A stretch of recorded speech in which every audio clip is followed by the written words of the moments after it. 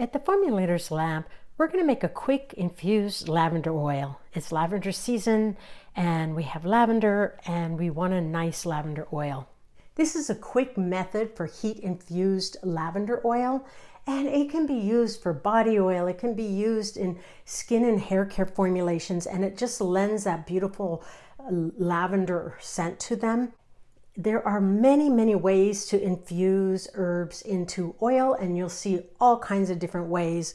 My theory is choose a method that's going to work for you, that fits best in your lifestyle, so that you will infuse herbs into oil. I love doing it because I spend a lot in my technical part of the brain formulating, doing mathematical formulations, and this is just freeing to me to do it this way. Plus, I don't want to wait 4 weeks for a lavender body oil when I've harvested fresh lavender. It's really good to see what lavender grows good in your area. Go to an herbal garden and see what is growing in that area. This is one of my favorites. This is French lavender, and I really suggest that you, when you see lavender, feel the flower and then smell your fingers, because that's how you get the sense of the aroma of that plant. Every lavender will smell differently. And if you look at this, if you look at the flower on this, this never gets into lavender buds like this. Lavender buds, if you want to dry the lavender buds, the lavender flowers, is from Provence or Grosso, or even true lavender, English lavender. But this is a French lavender, but it's beautiful to infuse into oil. And even the leaves, like always, feel the leaves and smell them to see the aroma. One thing, if you feel, you'll see that it has and feel a square stem. So lavenders belong to the mint family, and anything belonging to the mint family has a square stem. And then I just want to show you a couple others. This is a Spanish lavender. I don't infuse this. I mean, the bees love it. The scent is kind of sharper to me. It's a little more medicinal. This is another type, and this one smells beautiful. So when you do a quick method, I use a crock pot that has a low on it. Because I use such a low amount, I'm going to show you how to do it in a water bath situation. You can do a makeshift water bath for however that works for you, but you want to have a very clean jar. I have already sanitized it with some alcohol I spritzed in there and wiped off. Same with the scissors. You want to spray them like with some form of alcohol and wipe them off. Just have everything very clean. And not only does the lavender matter that you're going to infuse, so does the oil. The oil makes a huge difference for what your intention is for this. So say for this oil, I want to use it for a body oil. So therefore, I want something that's going to go into my skin quickly, not be heavy on my skin, and just has a lightness about it. This is almond oil. This is one you do not want to heat up high. You don't want to heat up any of your oils high, because it can just start breaking them down, and then that starts the process of rancidity. And almond oil has about a shelf life about a year, so I make sure that I'm going to just do a small amount and use this up. Otherwise, I'll use like sunflower oil. You can use olive oil, or a mix even of olive oil and sunflower oil to lighten up, because olive oil is heavier on the skin. So what I do is I always try the oil out first before using a new oil to make sure I like the feel on the skin. And almond oil goes in really nicely, and it's not heavy. So this is very simple. You can use dried lavender or fresh. Generally, I use dried herbs, infusing them into oil, because herbs contain moisture and that can produce mold in your oil. But lavender is very dry. It does not contain much moisture. And I've done this for many years. It's beautiful because this one you cannot get dried, and the smell is so beautiful. And so it just depends on your own preference as far as if you have access to fresh lavender, if you want to use dried. If it's fresh, you're going to cut it into small pieces. The small pieces help to expose more to the oil so that you get that scent out of it.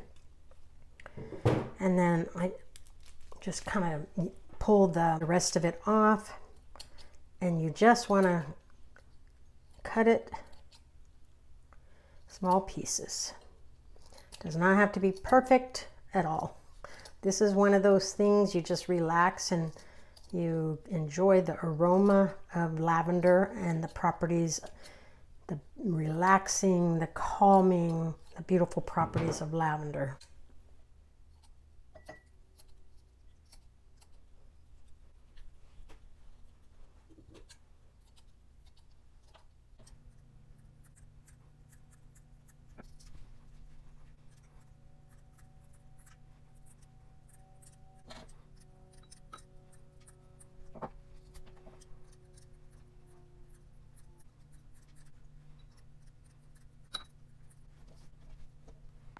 I used to dry the lavender sticks, and then I would use a starter fire, or even just throw them into the fireplace because they give off a little bit of aroma. Lavender is antiseptic and it's very versatile, and it can be used on minor skin burns, small cuts, bug bites. It helps to soothe it, and it's really good for the skin to soften, to soothe, and even balance the skin.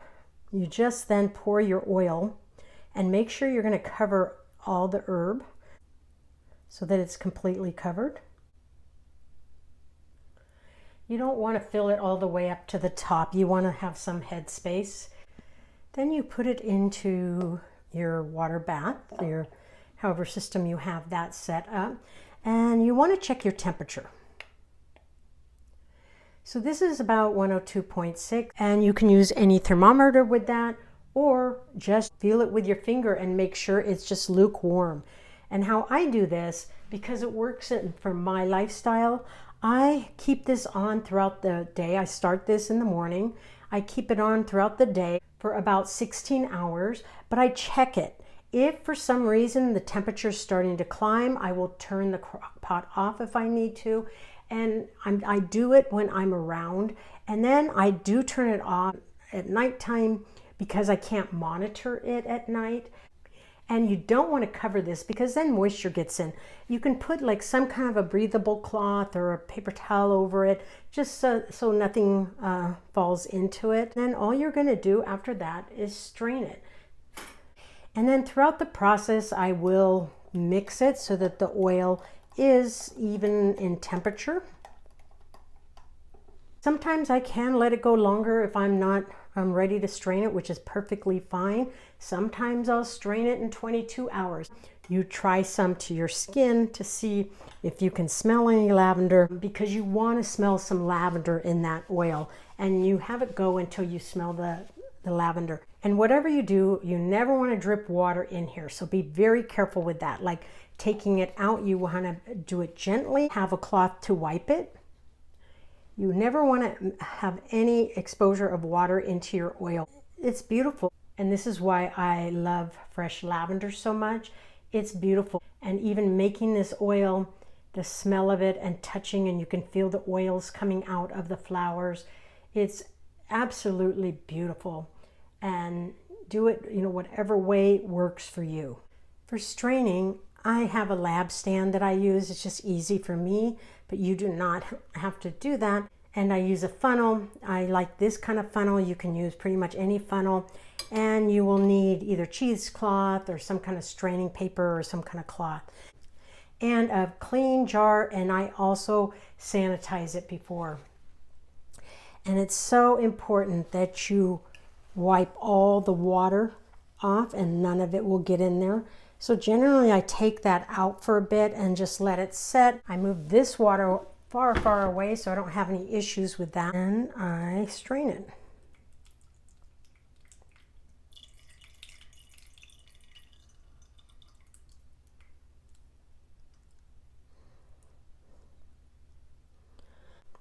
It has a really nice lavender aroma, and even when it's applied to the skin, it has that light lavender aroma, which is beautiful.